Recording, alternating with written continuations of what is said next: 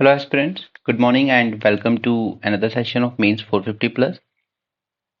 कल हम लोगों ने न्यूज़पेपर एनालिसिस में एक आर्टिकल देखा था with respect to gulf region, right.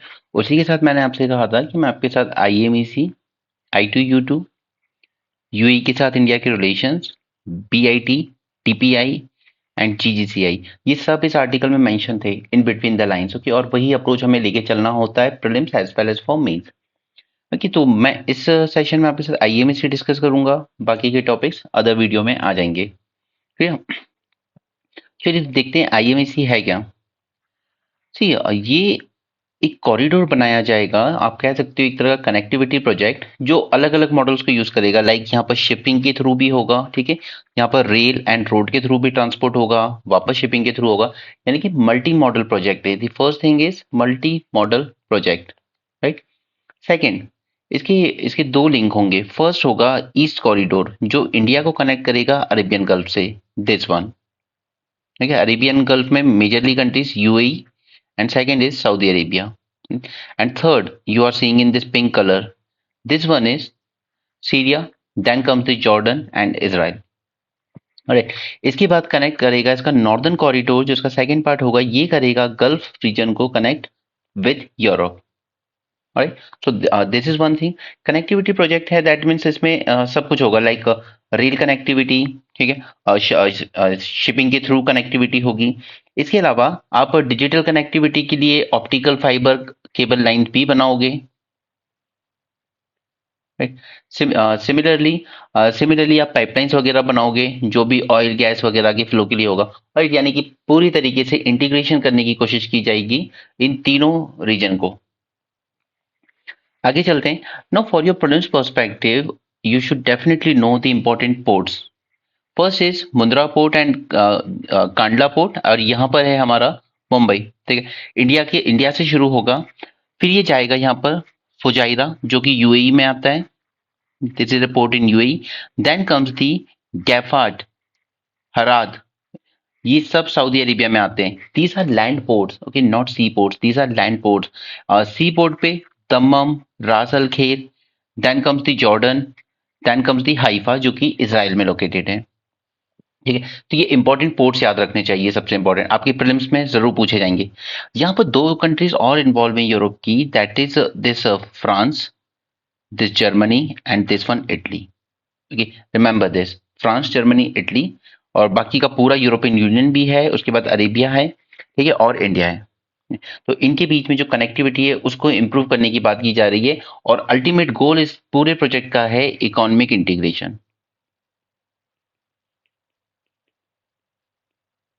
देखिए, वर्ल्ड वॉर 2 के बाद जब यूरोपियन यूनियन बना, तो उसके पीछे जो मेजर गोल था वो सिर्फ यही था कि अगर वॉर अवॉइड करनी है वर्ल्ड ओवर, तो उसका एक ही तरीका है इकोनॉमिक इंटीग्रेशन, अदरवाइज वॉर बार बार होती रहेंगी। इसलिए यूरोपियन यूनियन का कंसेप्ट इमर्ज हुआ।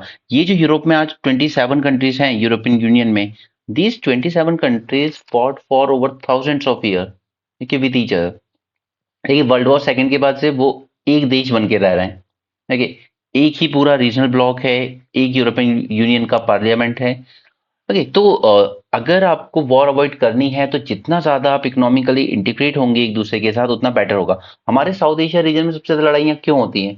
क्योंकि सबसे लीस्ट इकोनॉमिकली इंटीग्रेटेड रीजन है हमारा, ठीक है। अफगानिस्तान हो, पाकिस्तान हो, इंडिया हो, म्यांमार हो, ये लीस्ट इंटीग्रेटेड है। अगर इन सबकी डिपेंडेंसी एक दूसरे पर बहुत ज्यादा बढ़ जाए, तो वॉर और कंफ्लिक्ट के चांसेस उतने ही कम होते जाएंगे, ठीक है। तो वो जो एटीट्यूड होता है, जो कॉमन मैन बोलता है कि चाइना के साथ हमें ट्रेड कम कर देना चाहिए, इससे चाइना बर्बाद है, ऐसा कुछ नहीं है। इनफैक्ट अगर चाइना के साथ वॉर अवॉइड करनी है, तो द थिंग इज कि you should be economically more integrated and more interdependent over each other. Okay, तो चलिए इसमें आगे चलते हैं। और सो ये आपकी सारी चीजें कनेक्ट करेगा। मेजरली लोग फोकस करते हैं सिर्फ ट्रांसपोर्ट पर ही, बट ऑप्टिकल फाइबर केबल्स भी, यानी कि कहीं ना कहीं डेटा ट्रांसमिशन पर फोकस किया जा रहा है। यहाँ पाइपलाइंस के थ्रू, चाहे वो ऑयल हो या हाइड्रोजन हो, ये सब एक्सपोर्ट किया जाएगा। अब इस पे जाने से पहले एक बार रिमाइंड कीजिए कि कुछ टाइम पहले G7 कंट्रीज जो थी, ये एक प्रोजेक्ट लेकर आई थी, बिल्ड बैक बेटर फ्रेमवर्क। इसको याद रखिए क्योंकि न्यूज में 2 साल पहले रहा है तो यूपीएससी ऐसा नहीं है कि पुराना चीज पूछेगा नहीं। तो ये जो G7 का इनिशिएटिव था, बिल्ड बैक बेटर वर्ल्ड, उसके अंदर ही एक इन्होंने पार्टनरशिप की थी, that is partnership for global infrastructure investment. और ये बिल्कुल राइवल करने के लिए ही बनाया गया था belt and road initiative of China को। ठीक है, this initiative global partnership for global infrastructure investment. और इसी के अंडर में ये कोशिश है दैट आईएमईसी के थ्रू हम लोग बीआरआई को ही काउंटर कर रहे हैं। ओके, और इसका पूरा फोकस किस पे था कि हम सभी कंट्रीज में कनेक्टिविटी बढ़ाएंगे इंफ्रास्ट्रक्चर इंप्रूव करके। क्लियर? तो ये build back better this one, ये याद रखिएगा। इस तरह के 1-2 साल पहले जो न्यूज में रहे हो ना वो पूछे जाते हैं, क्योंकि आईएमईसी आईएमईसी आप बहुत पढ़ेंगे, लेकिन वो आईएमईसी की शुरुआत कहाँ से हुई? वो इस ट्रिपल बी से ही हुई है। पर इंपॉर्टेंट पोर्ट्स के नाम याद रखिएगा प्लीज, प्रीलिम्स में इससे ज्यादा इंपॉर्टेंट कुछ नहीं होगा। रास अल खैर, दम्माम, फुजारिया यूएई में आता है, ये 2 लैंड पोर्ट हैं। ठीक है, उसके बाद जॉर्डन में भी एक लैंड पोर्ट है, हाइफा इसराइल में है, जिसको टेक ओवर किया है अडानी ग्रुप ने। ठीक है, हाइफा, उसको भी याद रखिएगा। ठीक है, अब हम आते हैं 2 इंपॉर्टेंट चीजें जो हमें यहाँ पे जाननी होंगी। पहला, जियो पॉलिटिकल सिग्निफिकेंस क्या होंगे इसके, and second Jio economic significance. क्योंकि दिखाया वो इकोनॉमिक प्रोजेक्ट जा रहा है, बट उसके पीछे जियोपॉलिटिकल रीजंस भी हैं काफी सारे। तो उसी में से सबसे इंपॉर्टेंट, काउंटरिंग चाइनाज बीआरआई, क्योंकि मेन गोल तो यही था। ट्रिपल बी जो आया था, जहां से सबकी शुरुआत हुई, उसका मेन गोल तो यही था। ओके, देखिए चाइना क्या करता है, अपनी बीआरआई के थ्रू अब बदनाम हो चुका है डेट ट्रैप में।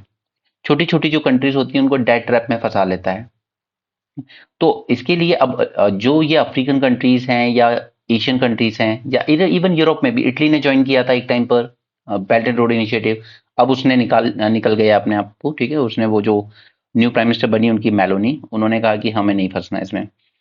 तो उनको इंफ्रास्ट्रक्चर डेवलपमेंट के लिए लोन तो चाहिए, ठीक है, कैपेसिटी बिल्डिंग चाहिए।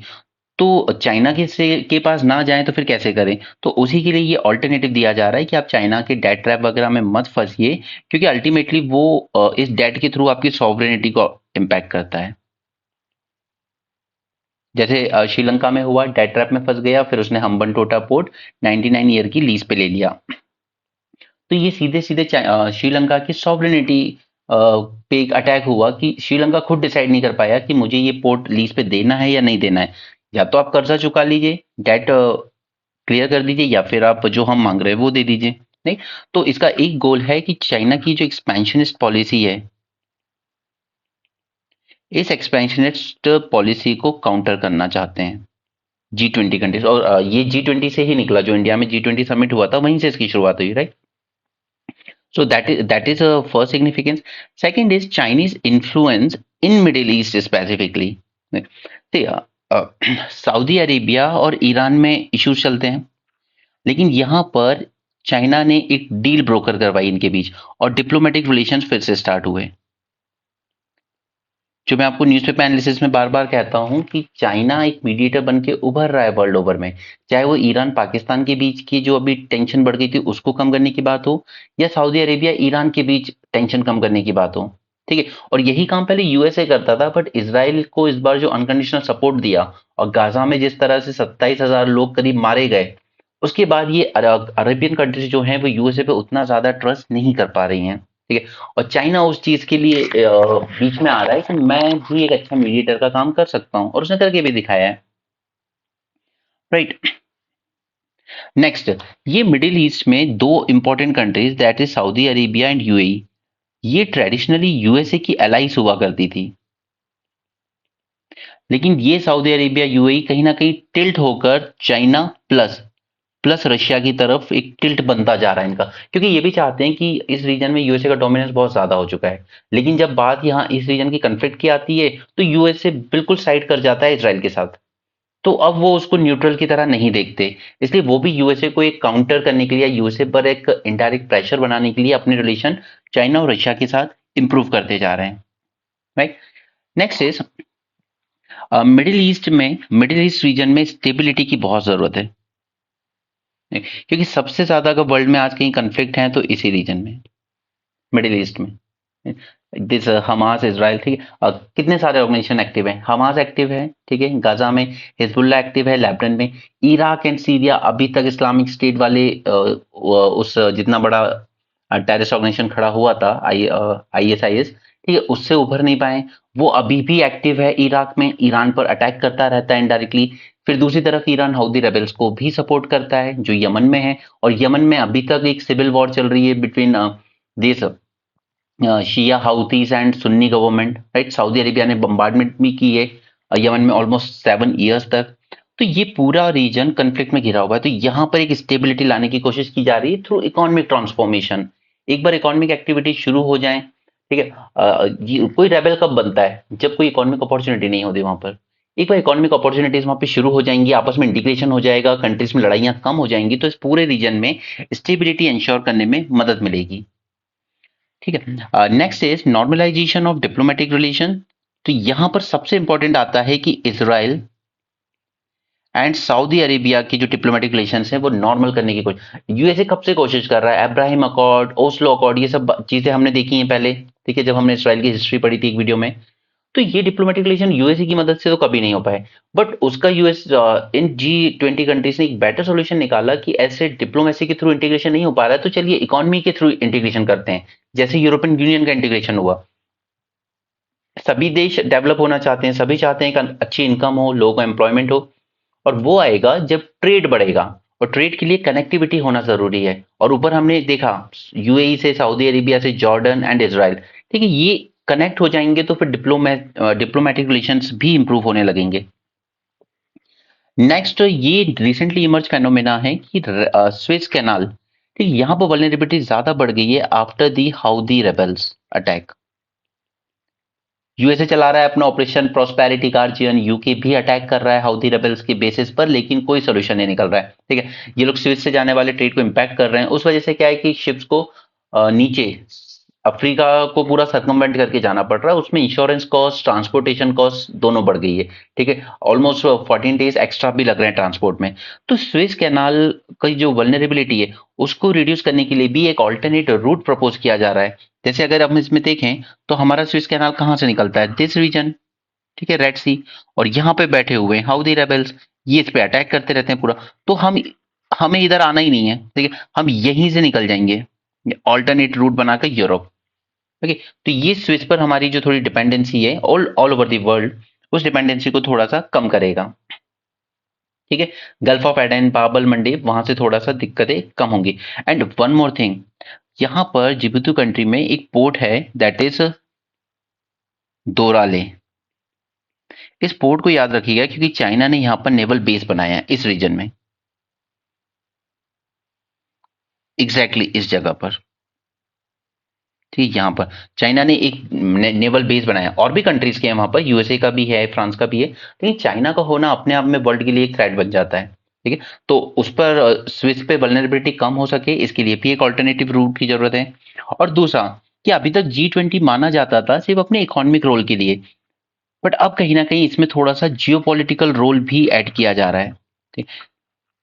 दैट मीन्स कि जो G20 है वो अपनी अपना सिग्निफिकेंस, अपने रोल, अपने एरिया ऑफ कॉपरेशन को थोड़ा सा डाइवर्स कर रहा है, और मेन फोकस सिर्फ दो ही कंट्रीज पर है, रशिया एंड चाइना, इन दो पर ही मेन फोकस है, ठीक है।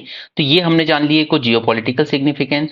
इसके अलावा आ जाते हैं जियो इकोनॉमिक सिग्निफिकेंस पे। अब देखिए इसी तरीके से आपको मेंस में क्वेश्चन पूछे जाएंगे, एक प्रोजेक्ट के बारे में पूछा जाएगा, उसके जियो इकोनॉमिक जियोपॉलिटिकल सिग्निफिकेंस पूछे जाएंगे, और फिर एक और पॉइंट ऐड कर दिया जाता है कि इंडिया के लिए इसमें क्या है, ठीक है। तो हम जानेंगे भी उसी तरीके से ताकि हम क्वेश्चन को अच्छे से हैंडल भी कर सकें एग्जाम में।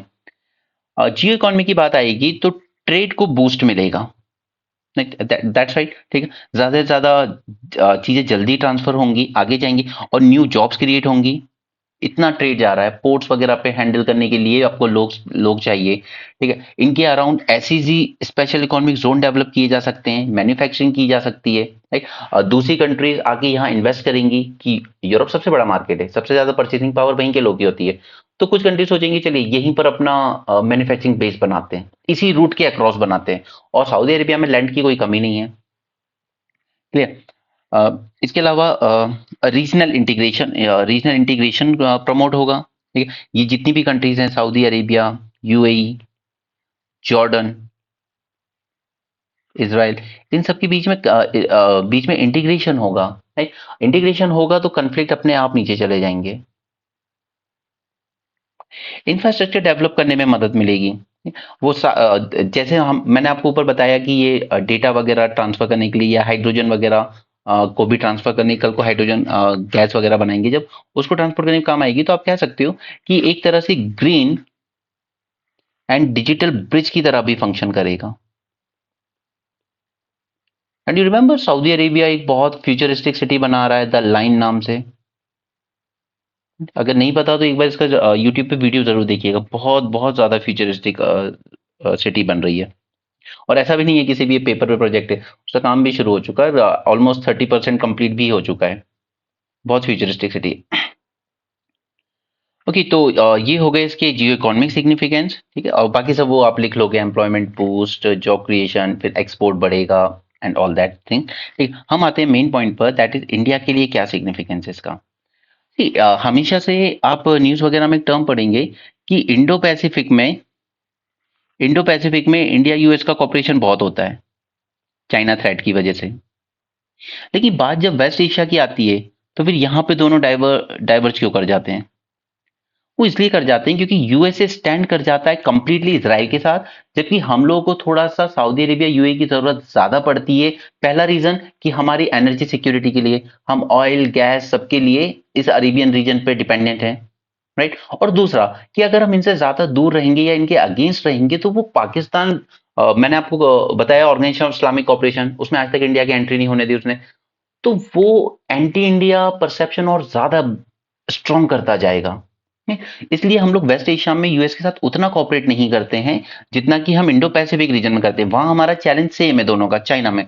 पर इंडो पैसिफिक में यूएसए पूरी तरीके से साइड ले जाता है इसराइल का, जबकि हम लोग शुरू से अपहोल्ड करते आए हैं पैलेस्टीनियंस का cause since days of Gandhi ji, right.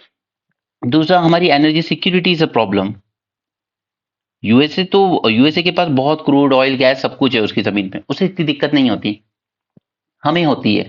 तीसरा, पाकिस्तान एंगल, वो एंटी इंडिया परसेप्शन बिल्ड करता जाता है। अब फोर्थ एंगल इज कि हमारा काफी सारा डायस्पोरा यहाँ पे वर्क करता है, डायस्पोरा, फॉरेन रेमिटेंसेस, ये सब बहुत आता है हमें यहाँ से।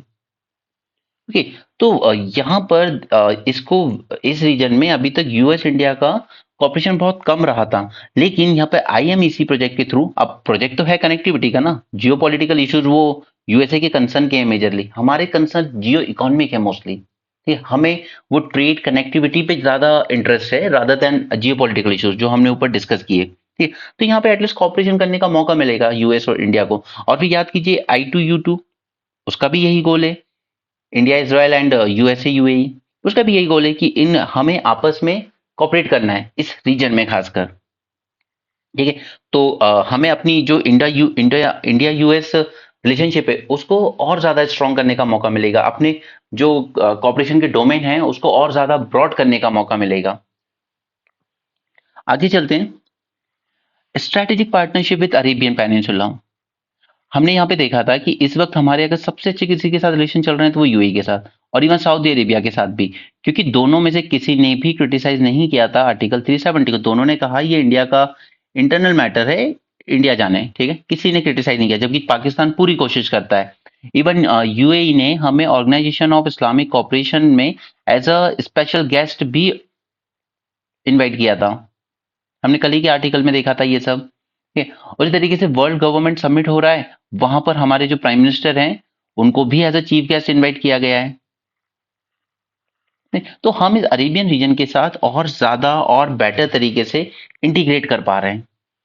ठीक है, और जैसे जैसे इस एरिया में ग्रोथ बढ़ेगी, डेवलपमेंट बढ़ेगी, कनेक्टिविटी बढ़ेगी, तो वैसी बात है कि हमारे जो माइग्रेंट्स हैं, जो हमारा डायस्पोरा है, वो यहाँ पर और ज्यादा इंक्रीज होगा। केरल केरल के लोग सबसे ज्यादा आपको इसी रीजन में मिलते हैं, राइट। तो वो जॉब्स क्रिएट होंगी, फॉरेन रेमिटेंसेस जनरेट होंगे, ये सब चीजें होंगी, और ज्यादा इंटीग्रेट होंगे हम अरेबिया के साथ। और ये भी क्योंकि इंडिया सबसे बड़ा मार्केट है, तो ये भी इंडिया के साथ और ज्यादा इंगेज होना चाहेंगे। तो पाकिस्तान का जो इन्फ्लुएंस है, ठीक है, रीजन रिलीजन रिलीजन के नाम पे उसके पास कुछ नहीं है रिलीजन के अलावा ऑफर करने के लिए, तो वो डोमिनेंस और कम जाएगा उसका। ठीक है, next is bypassing Pakistan obstruction. अब इसकी पाकिस्तान का सबसे बड़ा बेनिफिट है कि उसके पास जियोग्राफिकल लोकेशन ऐसी है कि अगर हम सेंट्रल एशिया जाना चाहें, ईरान की तरफ जाना चाहें, तो ये हमेशा ऑब्स्ट्रक्शन क्रिएट करता है। ये इंडिया को रूट नहीं देता है उतना इजीली, तो हम उसको उसको पूरी तरीके से बाईपास ही कर जाएंगे यहाँ पे। सी दिस वन, यहाँ से ही जाना होगा अगर अफगानिस्तान, और फिर अफगानिस्तान से फर्दर सेंट्रल एशिया की तरफ जाएं, या ईरान के साथ जाना होगा तो भी इधर जाएंगे। ठीक है, यहाँ पाकिस्तान के ऊपर अफगानिस्तान फिर तुर्कमेनिस्तान है, तो हमने वहां से तापी पाइपलाइन इनिशिएट करना चाहिए थी। ठीक है, Turkmenistan, Afghanistan, Pakistan, India, but वो नहीं हुई। उसी तरीके से यहाँ पर आईपीआई पाइपलाइन बनाना चाहिए थी, ईरान, पाकिस्तान, इंडिया, वो भी नहीं होने दी उसने। ठीक है, इसलिए उसको बाईपास करना बहुत ज्यादा जरूरी है हमारे लिए, क्योंकि वो खुद का डेवलपमेंट तो रोकता ही है, वो साथ में हमारा भी डेवलपमेंट रोक देता है। ठीक, क्योंकि सी अपनी जगह है, लेकिन एक ओवरलैंड कनेक्टिविटी रूट भी चाहिए हमें, ओवरलैंड कनेक्टिविटी। और पहले जो ट्रेड हुए हैं, जब एंशिएंट टाइम में हम लोग पढ़ते थे, सिल्क रूट एंड ऑल, वो सब लैंड के थ्रू ही तो हो रहे थे। बट आपने ये सब चीजें यहाँ पे, पाकिस्तान ने जब से वो एग्जिस्टेंस में आया, उसने इस चीज को परेशान कर दिया है। वो हमें कनेक्टिविटी नहीं देता है अफगानिस्तान की तरफ, या पूरा सेंट्रल एशिया की तरफ, और ना ही ईरान की तरफ। ठीक, ये ईरान, सेंट्रल एशिया, इनके पास भर भर के ऑयल एंड गैस रिसोर्सेज पड़े हैं। इंडिया की नीड बहुत ज्यादा है, फिर भी एक्सेस नहीं कर पा रहे हैं। अफगानिस्तान, इसके पास क्रिटिकल एलिमेंट्स बहुत हैं इसकी जमीनों में। अब तो चाइना इन्वेस्ट कर रहा है, उसके इन्वेस्टमेंट प्रोटेक्ट भी करता है तालिबान, लेकिन इंडिया इन्वेस्ट नहीं कर पा रहा है। ठीक है, क्योंकि कनेक्टिविटी नहीं है।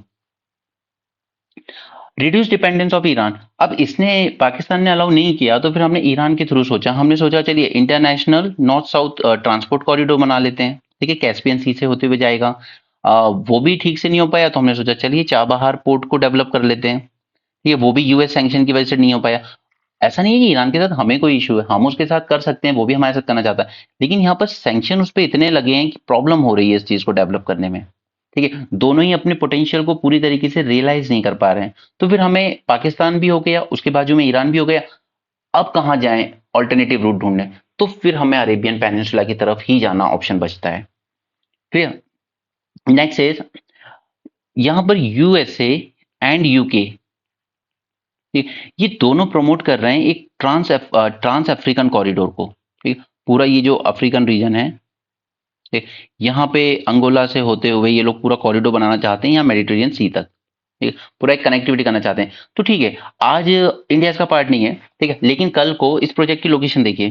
ठीक है, यहाँ से यहाँ से फिर ये पूरा कॉरिडोर मेडिटेरियन सी में ही आएगा, और अगर इस तरफ से भी आता है तो सीधे आएगा ये इजराइल, अरेबियन पेनिनसुला। तो इसको आज नहीं तो कल ज्वाइन कर सकते हैं, बट एटलीस्ट एक वो तो रहेगा कि चलिए हम अफ्रीका के साथ भी इंटीग्रेट होने का हमारे पास एक मौका रहेगा। ठीक है, ये लोग अंगोला से लेके DRC, that is democratic Republic of Congo, वहां से होते हुए जाम्बिया तक। अरे, तो ये एक इंडिया को अपॉर्चुनिटी देगा कि आप भी कल को इस ट्रांस अफ्रीकन कॉरिडोर के साथ इंटीग्रेट हो सकते हैं, क्योंकि हम लोग प्राउड किस चीज पे करते हैं कि हमारा मार्केट बहुत बड़ा है, 1.4 बिलियन। तो पूरे अफ्रीका को भी अगर देखोगे तो वो भी 1.3 बिलियन है, ऑलमोस्ट इंडिया के बराबर ही है। तो उससे भी कनेक्टिविटी हो पाएगी, तो ट्रेड को बूस्ट ही मिलेगा। और इंडिया यहाँ पर मोस्टली ट्रेड में ही इंटरेस्टेड है, वो जियोपॉलिटिकल चीजों में ज्यादा इंटरेस्टेड नहीं है। नेक्स्ट इज, ट्रेड कॉम्पिटिटिवनेस बढ़ेगी। एक तो ट्रेड फास्टर होगा, ठीक है, और ज्यादा अपॉर्चुनिटीज डेवलप होंगी इन्वेस्टमेंट की। स्पेशल इकोनॉमिक जोन बनाए जा सकते हैं ताकि एक्सपोर्ट को और बूस्ट किया जा सके। अभी हम लोगों ने ओपन किया ना अपना आईआईटी दिल्ली का कैंपस यूएई में, राइट। इसी तरीके से हम भी अपने एसईजी वहीं पे बना सकते हैं डायरेक्ट, ताकि इंडिया की कंपनीज के प्रोडक्ट्स और ज्यादा यूरोप की तरफ जाएं और कम से कम कॉस्ट में जाएं, राइट। ट्रांसपोर्टेशन कॉस्ट कम होगी, ओवरसीज इन्वेस्टमेंट ज्यादा होगा, एम्प्लॉयमेंट अपॉर्चुनिटीज डेवलप होंगी। ओके, एक दूसरे के साथ इंटीग्रेशन और ज्यादा बढ़ेगा। तो अगर कल को पाकिस्तान के साथ कुछ होता भी है, तो एटलीस्ट सामने वाली कंट्रीज नहीं यार, वो इकोनॉमिक इंटीग्रेशन हमारा इंडिया के साथ ज्यादा है, डिपेंडेंस हमारी ज्यादा है। ठीक है, उसके साथ बिजनेस ज्यादा है हमारा, पाकिस्तान के पास कुछ नहीं है ऑफर करने को। ठीक, उसके बाद क्योंकि रूट शॉर्टेज है, तो ऑब्वियसली बात है कि 40% टाइम कम लगेगा, 40% फास्टर हो जाएगा यहाँ से ट्रेड जाना। ओके, इंडियन प्रोडक्ट्स और ज्यादा कॉम्पिटिटिव होंगे, राइट। ये सब चीजें नाउ, अब इसमें कुछ चैलेंजेस भी होंगे ऑब्वियसली। ठीक है, ये जो आईएमईसी का ये हुआ है ना, ये एमओयू, ये अभी के लिए, फिलहाल के लिए थोड़ा नॉन बाइंडिंग नेचर का है। It does not create any right या obligation as of now.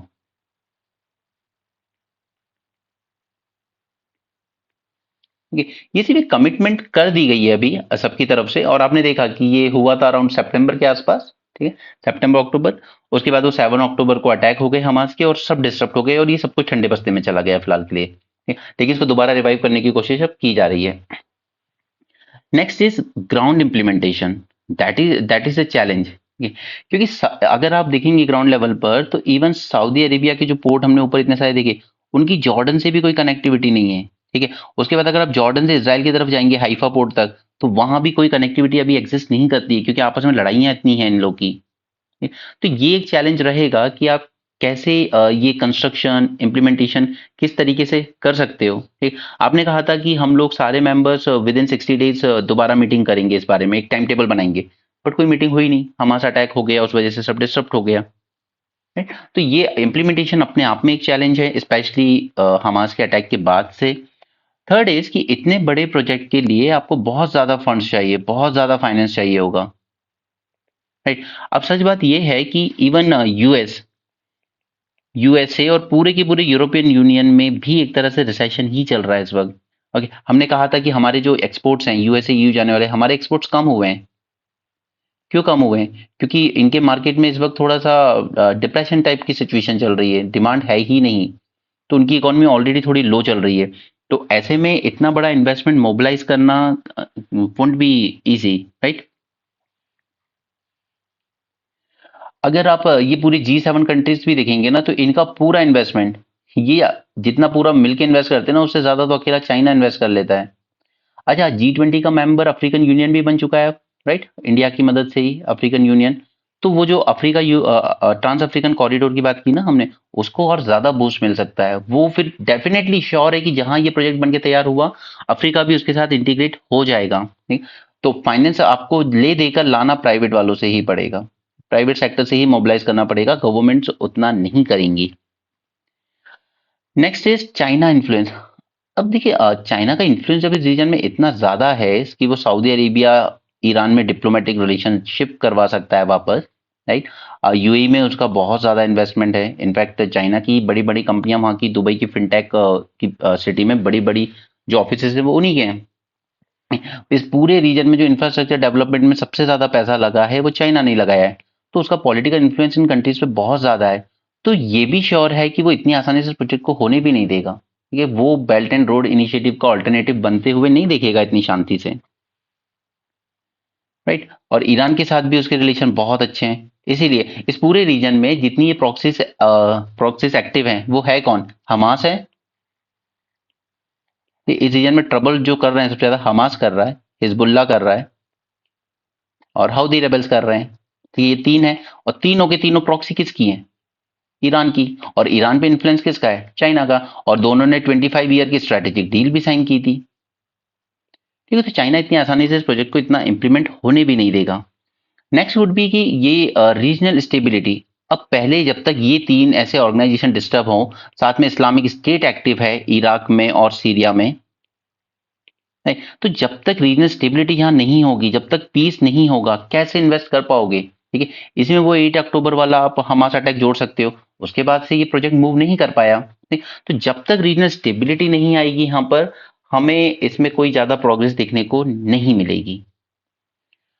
Okay, तो ये कुछ चैलेंजेस देखे हमने, सिग्निफिकेंस देखा from India point of view, Jio political Jio economic significance देखे, और मैप में हमने important port location, don't forget यहाँ के इंपॉर्टेंट पोर्ट से क्वेश्चन जरूर आएगा प्रीलिम्स में, 100% आएगा, राइट। तो we are done with this IMEC, alright. Next में हम लोग I2U2 देखेंगे। DPI का मैं लिंक आपको इसके नीचे शेयर कर दूंगा, या आप टेलीग्राम ग्रुप से ले लेना। DPI ऑलरेडी मेंस 450 प्लस में डिस्कस हो चुका है, ठीक है, वहां से देख लेना। इसके अलावा यूएई के साथ मैं आपको सेपरेट रिलेशन अभी थोड़ी देर में दे दूंगा। BIT एक स्टूडेंट ने रिक्वेस्ट भी किया था, ये टॉपिक अभी आ जाएगा। और ये जो हमारा ग्लोबल ग्रीन क्रेडिट इनिशिएटिव है जो COP28 में लॉन्च हुआ था, इस पे भी एक शॉर्ट सेशन कर लेंगे।